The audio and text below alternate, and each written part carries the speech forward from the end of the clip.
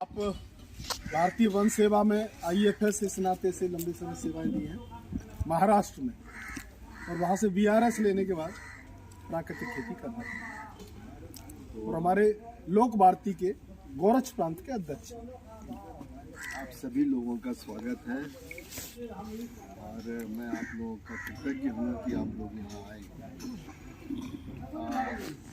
मैं Indian forest service से हूँ और मेरे पिताजी खेती कर रहे थे और ये खेती हम लोगों की 1935 से है। ये तो मेरे पिताजी मतलब नहीं, मेरे ग्रैंडफादर की वकालत की ये कमाई है। ये मतलब वकालत की से समझिए, मतलब ये लैंड 100 एकड़ था। मेरे ग्रैंडफादर 35 में बहुत ऑर्गेनाइज तरीके से इसको शुरू किए, लेकिन उनको इतना व्यस्त रहते थे राजनीति में और वकालत में कि ये खेती उनसे नहीं, मतलब वो अल्टीमेटली सोचे इसको हटा देंगे। 10 एकड़ उन्होंने दान दे दिया था और कुछ आसपास के लोगों को बेच दिया बहुत सस्ती कीमत पे। इनके बारे में भी बता। हाँ, मेरे ग्रैंडफादर ठाकुर सिंहासन सिंह, उन्होंने MA LLB की थी बनारस यूनिवर्सिटी और लखनऊ यूनिवर्सिटी से, और उसके बाद में उनकी दिली इच्छा थी कि बहुत बड़ा वकील बनना है, तो मैं वकालत शुरू किए। लेकिन जैसे ही वकालत शुरू किए 1924 से फिर फ्रीडम स्ट्रगल में आ गए। बाबा राघव दास के बहुत ही करीबी थे वो, तो उसके बाद फ्रीडम स्ट्रगल में आ गए। 37 में जब पहली असेंबली की चुनाव हुई इंडिया में, तो उसके वो सदस्य बन गए। 1937 से 52 तक MLA थे और 52 से 67 तक गोरखपुर शहर से मेंबर ऑफ पार्लियामेंट थे वो, 3 टर्म थे। तो वो ये बात है करीब 60 के इर्द गिर्द की, जब मेरे ग्रैंडफादर डिसाइड किए कि इसको नहीं करेंगे। उस समय मेरे फादर जो अभी हैं उनके साथ, वो मिलवाते हैं आप सभी से, उनकी वो क्रिश्चियन कॉलेज लखनऊ में पढ़ रहे थे, तो उन्होंने कहा बाबा से कि आप मत बेचिए खेती और मैं करूँगा। तो 60 में मतलब वो खेती टेक ओवर किए। उस समय 50 एकड़ थी और 60 से करते रहे, और बाद में फिर 62-63 में वो सब परिवार शिफ्ट हो गए। हम लोग छोटे थे गोरखपुर शहर में, मतलब उस समय मेंबर ऑफ पार्लियामेंट थे, लेकिन मेरे पिताजी का ये फैसला कि शहर से गांव आके खेती करेंगे, और बाद में पूरा परिवार आ गया। तो हम लोग वहाँ पब्लिक स्कूल में पढ़ते थे, यहाँ के गाँव के प्राइमरी स्कूल में आ गए, और ये इतना अच्छा रहा यात्रा कि उन्होंने बहुत ही शानदार खेती की। लेकिन हमेशा मुझे खेती में, इंडियन फॉरेस्ट सर्विस में आने के बाद और बचपन से ही एक लगता था कि खेती में बहुत अच्छा किया जा सकता है, बहुत अच्छा किया जा सकता है। ये मेरे अंदर एक क्वेस्ट था, जिसके तहत मैं भारत सरकार में आ गया डेपुटेशन पे, ministry social justice and empowerment में था। मेनका जी के साथ मैं काम करता था। उनका एक बड़ा पेट सब्जेक्ट है एनिमल वेलफेयर, वो मैं डील करता था, उसका डायरेक्टर था। उनके साथ काम करना मतलब समझिए तूफान में घुस जाना है। मतलब उनकी भाषा, उनकी शैली, उनकी स्टाइल, आप कल्पना भी नहीं कर सकते कि क्या वो मतलब आयरन लेडी है। मतलब जो काम करना है वो करना है। कोई भी एनिमल वेलफेयर का बजट 5 करोड़ होता था, वो 6 महीने के अंदर उसको 60 करोड़ करा दे। और प्लानिंग कमीशन, PMO, ये वो, इधर दौड़ो उधर दौड़ो, Lal Krishna Advani deputy prime minister, इनको पकड़ो उनको पकड़ो, 60। तो उनके साथ काम करके भी पहले से कर रहा था, लेकिन और अच्छा लगा कि भाई इस पृथ्वी पे कुछ भी संभव है, किया जा सकता है। और मैं यहाँ पे एक स्कीम चलती थी पूरे इंडिया में 48 डिस्ट्रिक्ट्स में। एज पर 81 सेंसस कंट्री में 48 डिस्ट्रिक्ट्स थे ऐसे जिसमें SC female literacy less than 2%। 48 districts country में, और वो जिले थे यूपी, बिहार, जो बीमारू स्टेट कहलाते हैं, राजस्थान, उड़ीसा और मध्य प्रदेश। बीमारू में 48 जिले थे, जिसमें देवरिया जिला भी था। तो देवरिया जिला का जब नाम आया तो मैं बड़ा क्यूरियस हुआ कि हमारे ज़िले का इतना बुरा हाल है। तो मैं ऑफिशियली विजिट, बाद में मैं एनिमल वेलफेयर से सोशल इसमें आ गया था, SC डेवलपमेंट देखता था, शेड्यूल कास्ट डेवलपमेंट पूरे कंट्री का। तो जब वो स्कीम मेरे सामने आई तो मैं बड़ा आश्चर्यचकित हुआ। तो मैं ऑफिशियली अपने गांव को विज़िट किया और मैंने हेड काउंट कराया 6 साल से 11 साल के बच्चों का। तो पता चला कि हमारे बोधी छपरा में कुल 1635 बच्चे हैं, जिसमें से मात्र 34% बच्चे सरकारी मतलब स्कूल में इनरोल्ड थे, बाकी आउट ऑफ स्कूल थे। ये बात मैं 2000 की कर रहा हूँ। फिर ग्राम सभा की बैठक, फिर मैंने इस बात समझ में आई कि एजुकेशन ही जो मेन इशू है यहाँ का। फिर हमने थोड़ा एक्टिव पार्टिसिपेशन शुरू किया, तो सर्वे किया। फिर बाद में मैं इतना क्यूरियस हो गया कि मैं पीएचडी किया, 3 साल स्टडी लीव लिया। मेरे अंदर एक क्वेस्ट जगा कि ये इलाका दुनिया का सबसे उपजाऊ क्षेत्र है। इंडो गैंगेटिक प्लेन इस पृथ्वी का सबसे उपजाऊ क्षेत्र है, जो कि इतना बीमारू, इतना पिछड़ा, इतनी दरिद्रता में जी रहा है। तो मैंने कहा कि इसको खोजा जाए, कारण क्या है।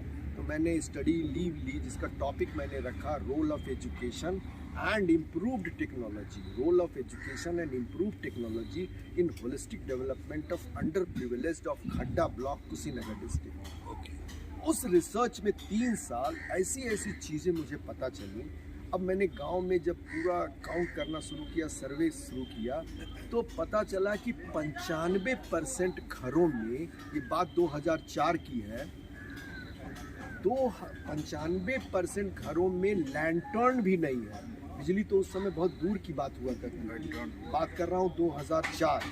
सबके घरों में ढेबरी है, ढेबरी मिट्टी की बोतल, मिट्टी। हाँ, नहीं, और उसके पहले मैंने एजुकेशन पे काम किया, तो प्राइमरी स्कूल था जो बहुत बुरे हाल में था। एक नए प्राइमरी स्कूल के लिए फंड आया था, लेकिन ज़मीन नहीं मिलती थी। फिर हम लोगों ने ज़मीन का अरेंज किया, 2 प्राइमरी स्कूल बने, दोनों बाद में 8वीं तक आया। वो 8वीं से फिर बच्चे हमारे स्कूल में, जिसमें प्राइमरी में मात्र 84 बच्चे इनरोल्ड थे, उसमें 700 प्लस हो गए। जो नया विद्यालय बना उसमें 250 बच्चे हो गए, मतलब ऑलमोस्ट बच्चे जाने लगे। बड़ा अच्छा उत्साह जगा। एक दिन क्या हुआ, गांव के ही कुछ बच्चे बुलाए कि सर आइएगा, शाम को हम दिखाते हैं। तो हम पिताजी के साथ गए गांव में, तो देख रहे हैं करीब 6:30-7 बज रहा है, और बच्चे अपनी अपनी ढेबरी लेके, बोरा लेके बैठे हैं, पढ़ रहे हैं। और एक उसी मोहल्ले का एक बच्चा मास्टर बन गया, वो पढ़ा रहा है। अरे वो देख के लगा कि बाप रे बाप, कितना पोल्यूशन है, वो धुआं निकलता, बच्चे इनहेल करते हैं। अब आप कल्पना करिए ढेबरी में कितना पोल्यूशन होता है। कोई बहुत एफिशिएंटली तो जलता नहीं है। हम लोग खुद पढ़े हैं ढेबरी वाले में। ढेबरी का हाल ये होता है कि बस थोड़ी देर जलावा कर बुता दो। तो खैर, फिर हम लोगों ने एक मेटाडोर लैंटर्न मंगवाया, और वो कोई चैरिटी नहीं था, बच्चों को स्कॉलरशिप मिलती थी 250 रुपये साल में, तो उसी में 80-85 रुपये का लैंटर्न मंगाए। एक ब्रिजेश, वो जो सज्जन है ना दाढ़ी वाले, वो मतलब मेटाडोर लगा के भजवाया हम लोगों ने, मतलब ढेबरी को लैंटर्न में बदले। खैर अब तो घरों में हो गया है, लेकिन उस पूरे प्रोसेस में मेरा एक खेती का मॉडल बाहर आया, मतलब जो अल्टीमेट है खेती। क्योंकि इस इलाके की जब तक खेती नहीं सुधरती, गरीबी नहीं जाने वाली है। तो अभी मेरा मॉडल बहुत नट सेल में बता रहा हूँ। मैं अपने पैदावार का 25% मजदूरों को दे रहा हूँ। मजदूर मेरे पास मतलब जलपान लेके सब लोग इधर ही आ जाए ना, बात कार्यक्रम चल रहा है, जलपान लेकर के इधर आ जाइए जी। हमारी जितनी टीम है मजदूरों की, करीब हमारे पास 25 लोगों की टीम है, जिसमें 10-12 औरतें हैं और 10-12 आदमी हैं, 2 मैनेजर हैं। ये सभी मेरे पैदावार के हिस्सेदार हैं, लेकिन एक मिनिमम तो मैं दे रहा हूँ सबको।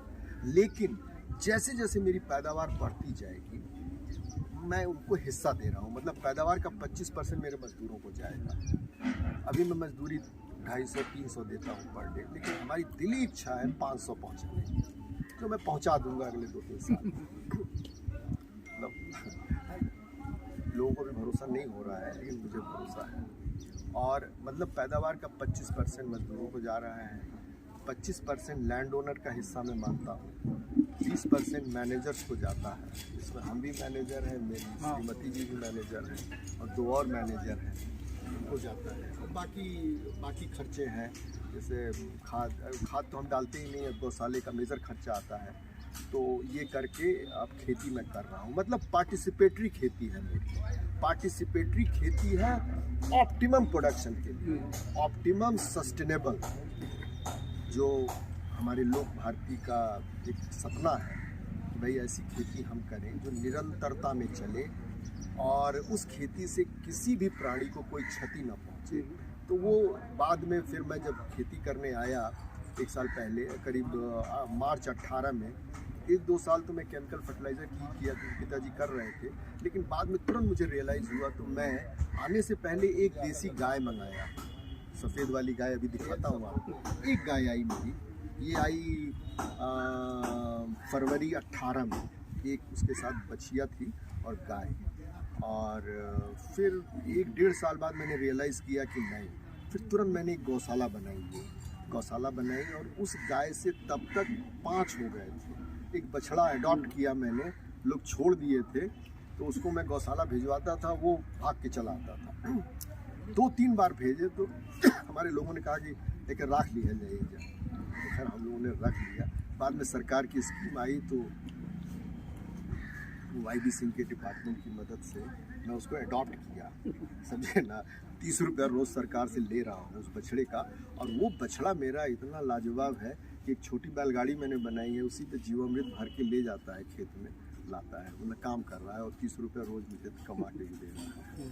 डीजल की भी कमी कर रहा है। और अब मैं पूरी खेती लगभग मैं 30 एकड़ कर रहा हूँ, 30 एकड़ नेचुरल खेती कर रहा हूँ। पिछले 3 साल से मैंने कोई भी यूरिया, DAP, पोटास नहीं डाला, कोई पेस्टिसाइड नहीं डाला। अब मैंने इसका एक ब्रांड बनाया है, बोधी नेचुरल फार्म्स के नाम से मेरा ब्रांड है, जिस नाम से गुड़ मार्केट हो रहा है, हल्दी हो रहा है और बाकी चीज़ें मार्केट होंगी। अब धीरे धीरे उसको शुरू कर रहे हैं, मतलब ऑर्गेनाइज कर रहे हैं, इसीलिए ये सब स्टोर वगैरह बना रहे हैं, उसको स्टोर बना के अच्छे से रखने के लिए। सुभाष पालेकर जी के बारे में पता लगा? सुभाष पालेकर जी, मैं अमरावती में पोस्टेड था, तो बेचारे एक दिन अपनी सारी किताबें मुझे गिफ्ट किए और मैं लेके रख दिया था उसको, पावड़ा नहीं उसको, किसी बातचीत हुई, रख दिया था। जब मैं खेती करने आया तब मुझे याद आया कि पालेकर जी बहुत सारी किताबें दिए हैं, देसी गाय उठाओ। अब उसको मैंने पढ़ना शुरू किया, तो मैंने कहा कि बेस्ट मॉडल है। फिर मैं सूर्या को फ़ोन भी किया, बात भी हुई, तो अब उन्हीं का बस सारा हम कर रहे हैं। देसी गाय हमने वो जीवामृत के 8 टैंक बनाए हैं, घन जीवामृत है, बीजामृत है, सब बना रहे हैं। रोज़ाना हम 200 लीटर जीवामृत बनाते हैं, वो हमारे खेत में जाता है और रोज़ 200 नया बनता है, 200 जाता है, 200 नया बनता है। और अभी आपको दिखा रहे हैं, और अब हम खेती कर रहे हैं। गन्ना हमने पैदा किया तो इतना अच्छा गन्ना था, मैंने सोचा मिल को देना ठीक नहीं है, तो अब गुड़ बनाना शुरू किए लास्ट ईयर से। हम गुड़ बना रहे थे तो एक दिन हमारे दुबे जी का फ़ोन आया कि सर ऐसा है आप अपना गुड़ भिजवाइए, हम गोरखपुर महोत्सव में रखते हैं। नहीं ठीक है, तो हम और मेरा मैनेजर गए, हम लोग तो गए तो देखने दाखने के बाद लगा कि भाई इसको पैक करना चाहिए। तो इन्हीं के इनिशिएटिव पे तुरंत हमने डब्बे, 1 किलो के डब्बे में पैक किया, अपना ब्रांड का एक लेबल प्रिंट कराया, लिखा और ले गए बेचने के लिए। हम लोगों ने कीमत रखी 150 रुपये पर किलो, और 150 रुपये किलो लोगों ने ख़रीदा और पसंद किया। तब मेरे गुड़ का एक तरह से सोशल वैलिडेशन हो गया, मुझे लगा कि मेरे गुड़ में वैल्यू है। तो अभी दरवाजे पे मैं खुला गुड़ 100 रुपये बेचता हूँ और बाहर पैक करके 150 जा रहा है, और बाकी जगहों पे जैसे आजमगढ़ बिकने जाएगा, लखनऊ जाएगा, तो 200 रुपये किलो बिक रहा है। मतलब इसको ऑर्गेनाइज तरीके से बेचने जा रहे हैं, तो वो अलग इशू है, बिक रहा है, मतलब मार्केटिंग कर रहे हैं। पांडे जी हमारे अब विक्रेता रहेंगे आजमगढ़ में, तो देंगे, ये बेचेंगे। धीरे धीरे राजगंज में भी बिकेगा, उधर भी बिकेगा, उधर भी बिकेगा, वो बिकेगा। और अब टोटल खेती में हम करीब 45 चीज़ें पैदा करते हैं, जिसमें सरसों है, तिलहन है, दलहन है, दलहन की भी 4-5 वेराइटी है, पैडी है 4-5 वेराइटी, यहाँ का लोकल एक गजगौर धान है वो लगाते हैं, सरजू 52, काला नमक, बासमती, ये सरजू 52 भी बोते हैं। सरजू 52 बोते हैं, और इतना अच्छा हो रहा है मेरा 17-18 क्विंटल पर एकड़ हो जा रहा है। बिना पैदावार तो है, लेकिन ये खाने नहीं, उसको सरकारी दे दे रहा है, थोड़ा टाइमली कर जा रहा है, बहुत ज़्यादा नहीं लगाते हैं, 1.5 एकड़ दे देते हैं। और गेहूँ भी 3-4 वेराइटी का है। गेहूँ मैंने अवधेश पांडे जी के बीज ला के लगाया है, अच्छा है। इस साल भी 4-5 एकड़ गेहूँ है, काला गेहूँ है, जौ है, तीसी लगाते हैं। जलपान जो पूरा आपके, और आपको जो भी आज मैं खिला रहा हूँ सब आपके खेत का? हाँ, अपने ही खेत का, हाँ, सब ऑलमोस्ट आप सवाल करेंगे कि कहाँ के हो तो यही जाके हो, मतलब अगर 10 चीज़ें पूछेंगे तो शायद 9 का जवाब मैं यही दूंगा कि यही कहा सारी चीज़ें। इसीलिए आपको ये कल ही मेरा ये गंजी निकाला गया, मैंने कहा यार गंजी निकाला है तो उबाल के खिलाओ लोगों को, है कि नहीं? मीठा था, अच्छा लगा। बहुत और अब पहले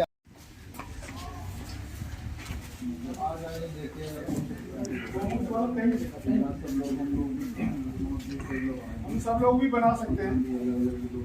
ये है टैंक, गौमूत्र का टैंक है ये उठा के देखो। ये लोकेशन है आपके पास ना? ये गौमूत्र संग्रह हो रहा है। अरे आपको जो है ये अभी बस ये नहीं, हनुमानगंज थाना निकाल के डाल दिया जाएगा। अर्ली मॉर्निंग वाला थाना जो है देखिए आपने जीवामृत के लिए ये करीब 250 लीटर इसमें आता है, तो इसमें 10 किलो गोबर और 10 लीटर गोमूत्र और 1 किलो गुड़। अब गुड़ का भी सवाल ये है कि नेचुरल गुड़ रहेगा तभी ये इफेक्टिव है। अगर हम बाहर का बाजार में बाहर का डालते सर बनाते रहिएगा वीडियो, सर को भेज दीजिएगा। ये सब में अलग अलग है डॉक्टर साहब? हाँ, अलग अलग दिन ये वाला जो है इसका पूरा वीडियो बनाइए। जंगल यहाँ से कितना दूर? 7-8 किलोमीटर ले जाओ।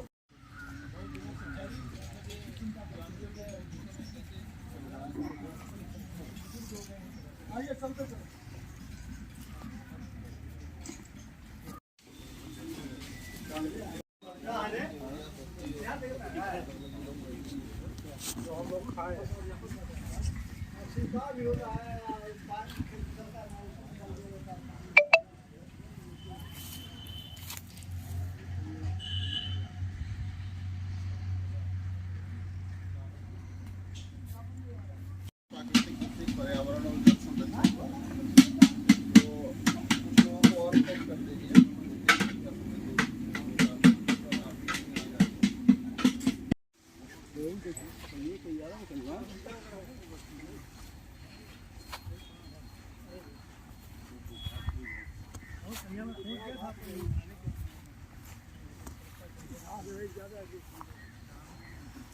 मुझे थोड़ा नीचे उतरना पड़ेगा।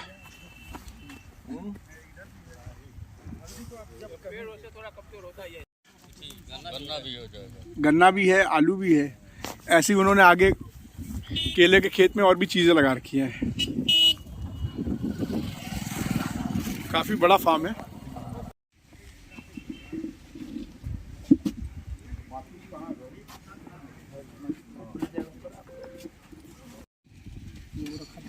उधर से आ जाए।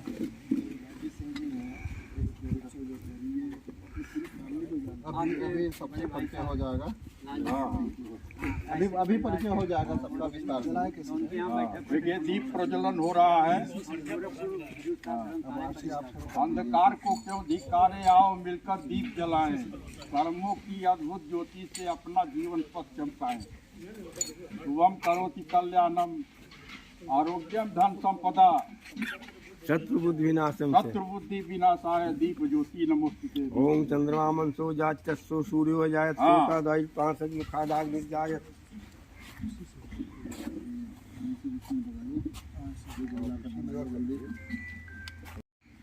आपके कर्म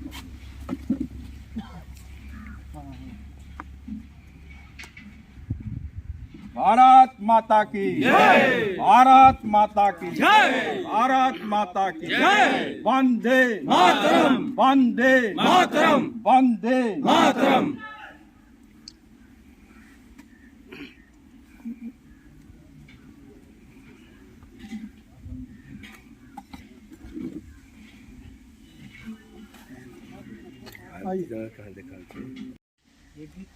राष्ट्रीय स्वयंसेवक संघ के विभिन्न दायित्वों में पिछले 40 वर्षों तक रहे हैं।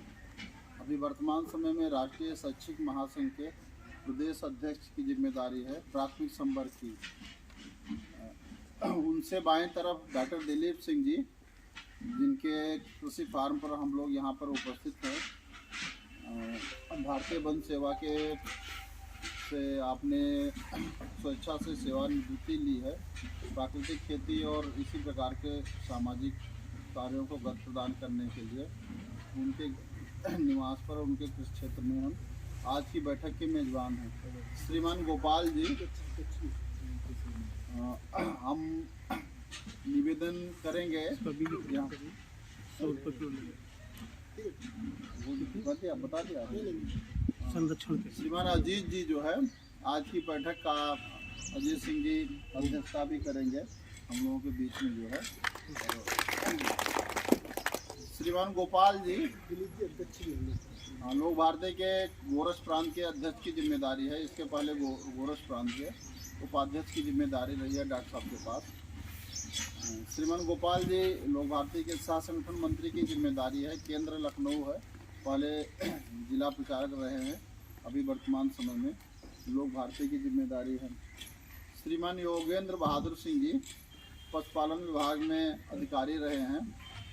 चकगंजरिया जो कृषि फार्म था पशुपालन का, उसके डायरेक्टर भी रहे हैं। पशुपालन विभाग में सहायक निदेशक रहे हैं। बढ़िया मेहदावल में एक गांव है। मूर्धन्य संघ पूज्य कनेरी मठ वाले महाराज पूरे देश भर में किसी को सामाजिक कार्य देखने जाना होता है। नरेंद्र गोपाल दास जी महाराज वो भी उसमें थे। आचार्य रविंद्र जी एमटेक करने के बाद संत बने हैं और 65 एकड़ में एक समूह बना करके सामूहिक खेती कर रहे हैं हमीरपुर में। स्थानीय गोवंश पाल करके उसने स्थानीय गोवंश के आधार पे स्थानीय गौशाला का एक प्रयोग शुरू किया है। तो ऐसे आचार्य रविंद्र जी पूरे समय थे। फिर आनंद मार्ग के एक प्रमुख संत पूरे समय थे। एक झारखंड के प्रमुख, इसका जिक्र रामायण में आता है कि कागभूषुंडी के आश्रम में हरिशंकरी लगी, लेकिन धीरे धीरे वो विस्मृत हो गई। आज से 10 साल पहले एक वन विभाग के ही अधिकारी राधिका शुरू हुए, वो हमारे पास आई तो उन्होंने आध्यात्मिक दृष्टि से वन विभाग का पौधारोपण का चर्चा जो शाहजहांपुर में उस अभियान में मूर्त रूप दिया हरिशंकरी माला। क्या हरिशंकरी माला? उत्तर प्रदेश में 4 ऐसे स्थान हैं जहां पर परिक्रमा लगती है। परिक्रमा तो कई सारे, लेकिन 3 वलय है परिक्रमा के। एक बड़ी 84 कोस की परिक्रमा, एक 14 कोसी परिक्रमा, एक पंचकोसी परिक्रमा। तो 4 स्थान कौन कौन से तो बताएगा? नैमिसारण, वृंदावन या मथुरा, वृंदावन, चित्रकूट और तो 4 स्थान सबको मालूम। और आच्छादन किया तो पानी भी लगभग 10% से लेकर 25% तक पानी रहेगा। तो पानी की भी बचत हो गई। जैसे इस समय जुताई करनी पड़ती है वैसे जुताई नहीं करनी पड़ेगी। तो कुल मिलाकर के सारे संसाधनों में हमारी बचत होगी। इसलिए 0 बजट किया गया था ना, कि बाहर के जो बजट था जो बाहर से लाके चीजें डालते थे बक्सी का तालाब में, तो हमारे कई प्रशिक्षक ऐसे रहे जो लगातार एक बैच आता था, एक मंडल का बैच आता था, दूसरे मंडल का बैच आता था, ऐसे करके प्रशिक्षण चलते थे। उन प्रशिक्षण में पूरे प्रदेश में प्रशिक्षित करने का काम हमारे किसानों ने किया। हमारे बीच में भी कई अच्छे प्रशिक्षक बैठे, जैसे महेंद्र जी है, खड़े हो जाएंगे। तो महेंद्र जी है, महेंद्र जी प्रशिक्षक है। हम लोगों के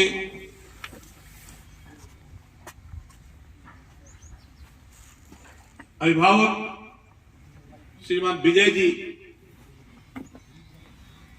उनके पुत्र विभिन्न जनपदों से आए हुए गोरस प्रांत के लोक भारती के कार्यकर्तागण बंधु, आज मैं अपने को बड़ा सौभाग्यशाली मानता हूं कि आपके इस कार्यक्रम में हमारे मित्र श्रीमान श्री कृष्ण जी के आग्रह पर मैं आया। आने के बाद लगा कि हमको हमारा आना यहां सार्थक हुआ। इस नाते मैं श्री कृष्ण जी का बहुत आभारी हूं। एक कारण और आभारी हूं, परसों रात में श्री कृष्ण जी हमारे घर में रुके थे हमारे घर में हम भी देसी गाय पाले हुए हैं। कुछ गौशाला का निर्माण चल रहा है। मैं प्राकृतिक खेती या जो मूत्र से बना हुआ खाद वगैरह के बारे में कोई जानकारी नहीं थी हमको। मैं केचुए वाले खाद के लिए व्यवस्था बनाने जा रहा था और आपको उनको दिखाया। लेकिन जब परसों की बैठक हुई और आपने बताया भी, तो हमको लगा बड़े समय से भगवान ने श्री कृष्ण जी को हमारे पास भेजा और कम से कम मैं दूसरी दिशा में नहीं गया और अब सही दिशा में चलूंगा। वैसे लोक भारती को तो मैं बहुत दिनों से जानता हूं कि मैं संघ का जिला कारभार रहा। हमारे समय में श्रीमान संतराम जी तभी से लोक भारती का काम देख रहे हैं।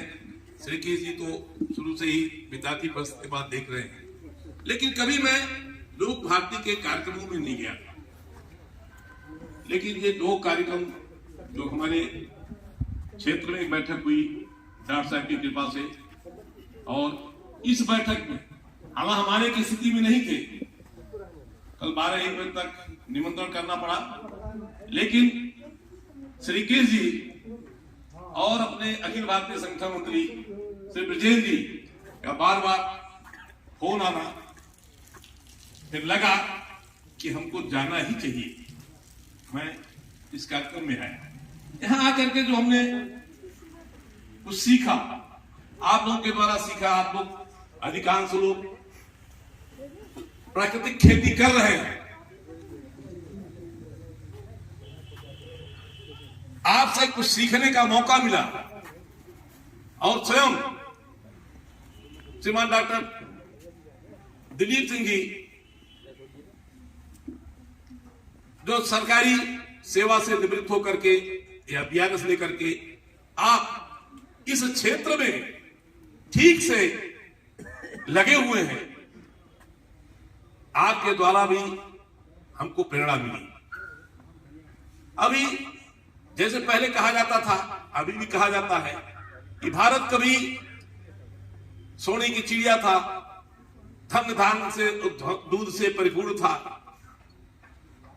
लेकिन आज इसका अभाव दिख रहा हो। अपना ये जो सभी संगठन मिलकर के और सहयोग से जो अपने भाव के जो सरकार है, उन सबके भी कार्य इस दिशा में चल रहे हैं। पुनः भारत को विश्व गुरु, सोने की चिड़िया और धन धान दूध से परिपूर्ण बनाने की तरफ है। धन धान परिपूर्ण का एक मतलब ही था पहले से ही, जमीन, जंगल, गाय, ये सभी इसी से यह अपना देश धन धान्य और दूधों से भरपूर था। और बंधु, आज हम लोगों को जो यहां प्रशिक्षण हुआ है, केवल आवश्यकता हमको ये लगती है कि हम लोग ये जो आने वाला 8-10 साल है, ये हम लोगों के लिए कड़ी परीक्षा है और उसमें सफल होने के लिए हमको दिन दूना रात चौगुना काम करना चाहिए। राष्ट्रीय स्वयंसेवक संघ का ये एक अनुसाई संगठन है। राष्ट्रीय स्वयंसेवक संघ की स्थापना के 100 वर्ष 2025 में पूर्ण हो रहा है। सभी संगठनों ने ये लक्ष्य बनाया है कि हम अपने निचली इकाई में, जो सबसे छोटी इकाई हो, वहां तक अपना काम पहुंचाना है और समाज को जगाना है। इस दिशा में हम सब यहां बैठे लोगों को भी ये जो गाय है